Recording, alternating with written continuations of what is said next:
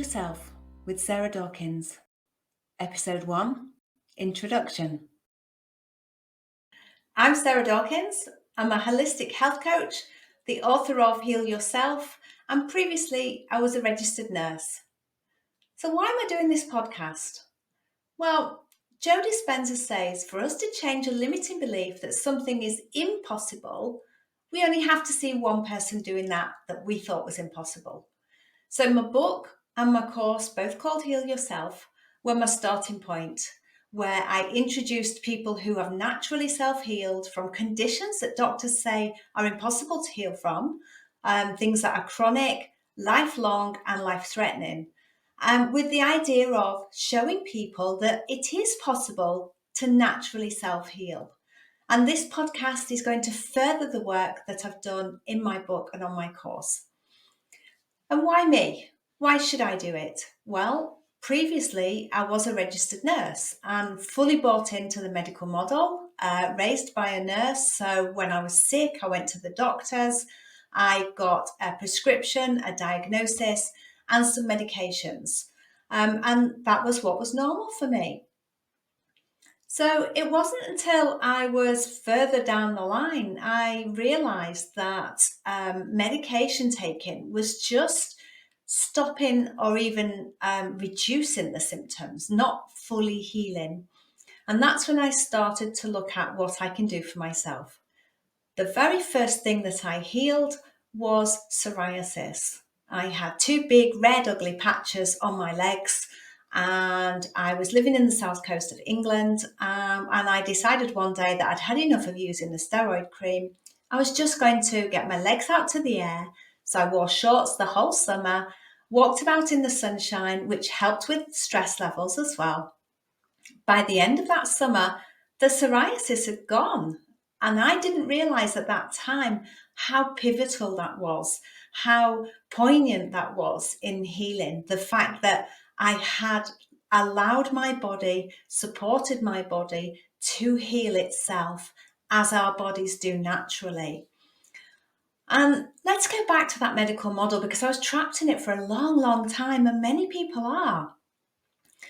When we go to the doctors and we get a diagnosis, with that diagnosis comes a program and a set of beliefs, because the doctor gives us the diagnosis and says, this is what my professional opinion is. You will expect these symptoms and this progression, and these are the medications that will work with that disease process. And part of us takes that on board and assimilates it into our own selves. So the doctor told me, I've got this disease, I'm not going to heal, I've got to take these medications to resolve the symptoms. And that is how the placebo works, that we are told that a sugar pill will help resolve symptoms. So, eczema and acid reflux have an underlying cause of stress. Stress is known to cause these 2 symptoms, as is consuming dairy and gluten. Dairy and gluten have been scientifically shown to cause inflammation, and inflammation is the root cause of all disease and pain outside of trauma and accidents. So if we're taking on board a food that is known to cause inflammation in our body, we need to anticipate that we will have some symptoms from them. And quite often those symptoms are very mild, and we just put it down to age, or I'm not feeling too good, or I've got a bit of pain, or I've got a bit of acid. And an underlying causation could be stress, but it could also be food that we take on board. So to resolve the acid reflux and the eczema that I had, I stopped eating gluten and stopped taking on board dairy. So I stopped yogurt and milk and cheese and cream, the things that I really loved. But after a few weeks, the eczema and acid reflux totally resolved, and no longer took pharmaceuticals for them, and I naturally healed them. So now that's really had a profound effect on me. And I'm seeing not just that the psoriasis might have been coincidental, but actually I realised it wasn't. I'd healed that myself. I'd now healed eczema and acid reflux. So then I started developing joint pains, and I was no longer taking the dairy and the gluten that are known to cause pain and inflammation. So I went to a chiropractor. I had shoulder pains. I had 2 frozen shoulders a year apart. I had hip, back, and knee pain. So I went to the chiropractor, I explained the situation, and for all of those joint pains, the chiropractor used manipulation and acupuncture. And over a period of a few weeks, resolved all of the pains that I had within my body without me taking any pharmaceuticals whatsoever.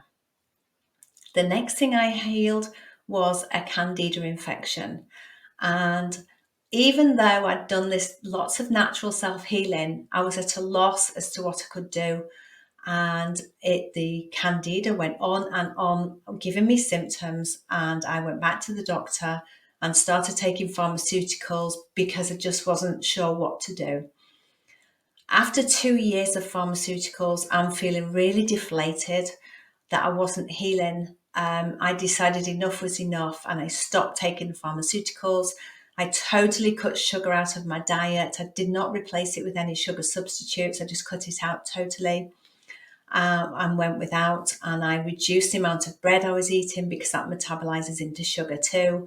And cut down all of my carbohydrates to reduce the amount of sugar in my body. And over a period of a few months, the Candida disappeared. I had finally healed it. And then I went quite a few years without any problems. And something happened out of the blue, which spiraled me into a deep depression. I went to the doctors because I just didn't know what to do at all for depression. And he gave me the diagnosis, which I already knew. And he wanted to give me antidepressants. Now, I'd done antidepressants before when my son was born, and they just left me feeling like a zombie and totally devoid of emotion, not just negative emotion, but positive emotion too. So I said, I'm not going to take antidepressants. I've done it once. I don't intend to do it again. Thank you, but no thank you. I don't know what I'm going to do. That depression spiraled down into and became suicidal. I had started having suicidal thoughts. And I reached out to my doctor, who referred me to a counsellor straight away and who saw me. And all I could do at that session was just cry and cry and cry. But actually in crying, I relieved a lot of that negative feeling and emotion that was within me. So whilst I didn't do a lot of talking, it was an outpouring for me. And again, I wasn't really sure what I was going to do to heal that suicidal depression. So my friends started taking me to the gym every Wednesday, 2 hours back-to-back classes. And at the same time, I was outside walking the dogs because we had 2 hours. I had to get out and take them for a walk. So I was outside walking, I was doing the exercise in the gym, and I don't know how long the time was because I wasn't in a conscious place. I was just running on autopilot. One day I was outside walking the dogs and I noticed the buds on the trees and the flowers on the floor, and I could hear the stream at the side of me by the side of the path. And I realised I wasn't feeling so dark anymore. The suicidal thoughts had totally gone. And I was actually not crying every day. And I started to notice things. And from then moving forwards, every day I made a point of trying to become conscious and really notice what was around me. And that was a big part of healing that depression.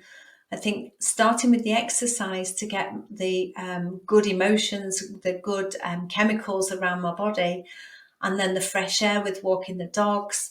So I started practicing what I now know is mindfulness. But at the time, I just started thinking, well, what else can I look for? What else can I see and hear and use my senses for? And then I started practicing gratitude, that I was so pleased that I hadn't taken my life. I didn't really want to. I just wanted the pain to stop. But I didn't know what that looked like or how that was going to be. So I started to practice the gratitude, and I was thankful to see blue sky and sunshine and the trees all in blossom and leaf and the flowers on the floor. And as I started to feel better, I started doing some meditation. Initially, it was just to find more peace in my life, just to be at peace with myself. And then I started to think about my future. What did I want in my future? And I knew I didn't want to stay in the role that I was in the hospital. I wanted to step outside of that. So my husband had said, why don't you set a business up? So I set up my first business, having no business knowledge at all. I went to classes to learn how to run a business, and I was put into a competition in the local university for which I won an award.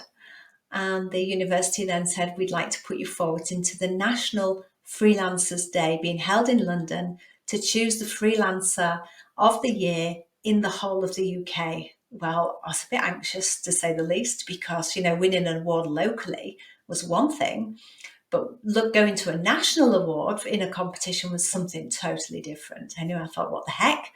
In for a penny and for a pound. So I applied. And a few months later, I had a message saying, I've become one of the top 15 freelancers in the country. Can I go to London for the award-winning ceremony to find out who the top 3 are? So off I went. I came second in a national freelancers competition. So that really started to make me feel a lot better about myself. And I'd done so much healing. I'd started eating better. I'd stopped drinking alcohol because that had become a bit of a problem. I was doing the exercise. I was doing the mindfulness, the gratitude, the meditation. So I'd covered the physical aspects. I'd covered the mental aspects. And I'd reconnected to myself with doing the meditation. I'd listened to my little inner voice. So I'd done some spiritual healing. But what I didn't know was that I hadn't done any emotional healing. Now, emotional healing is pivotal to the healing process. And what does that involve? Well, it involves going deep inside and finding the hurt from the past and understanding that we're all a product of our life's experiences. So everybody is shaped by their experiences in life, and we view our world through the lenses that we create from the experiences that we've had. So by understanding this, when we go back and find that hurt, we can understand that the people that hurt us were more than likely hurt themselves and need a lot of love and haven't done their own healing work and maybe aren't even aware that they can do that work. So by understanding this, I did that inner healing, and that was really key and pivotal to my own healing because that was like the final piece of the jigsaw. So I did that emotional healing, and I felt great. And my book was born of that because I wanted to help other people on their own healing. So I started writing my book, reached out to lots more people. Does anybody want to share what they've healed and how they've healed it to help other people? So that, as Joe Dispenza says, we can show the people ourselves that we've done this healing work to help them change their limiting beliefs that they can't heal. So my book, Heal Yourself, was born, as was my course, because I wrote them concurrently. And as Charlotte Gerson says, we can't just heal one disease and keep another, or heal 2 diseases and keep one. When we heal, our body just heals. So if we're supporting it on all the different levels to heal, there is no reason why we cannot heal anything. So why am I bringing you this podcast?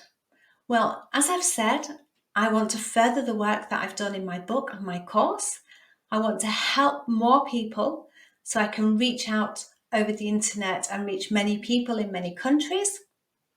And my aim is to bring information that I've learned myself that I can share and bring some of the people from my book and from my course who have helped donated articles to my course, and bring other guest people in to share their own healing and knowledge and wisdom with you, in the hope that you can take things away from it and understand further how the healing process works and what you can do in your own healing journey. So that's me in my professional capacity. Who is Sarah Dawkins personally? Well, I'm a married lady. I have met and married my husband 31 years ago. I have 2 children. I have 2 grandchildren. I have a rescue dog called Mariella. And we live in a tiny little village up in the mountains in Spain, 40 minutes drive away from the beach at Alicante. So we have the best of both worlds, living in the mountains with the beach nearby. And we live a reasonably self-sustainable life. We have fruit trees and olive trees, and I grow some vegetables. And we live just a very simple life. And life is good. So how can you reach me? Well, you can get me through my website, www.sdessentialhealth.com, SD for Sarah Dawkins. My book, my course, my coaching, my email, and all my social media platforms are available through my website. So if you go to my website, Sarah Dawkins Essential Health, and you can find me there. So from me, Sarah Dawkins, thank you for listening, and I hope you'll be back next week.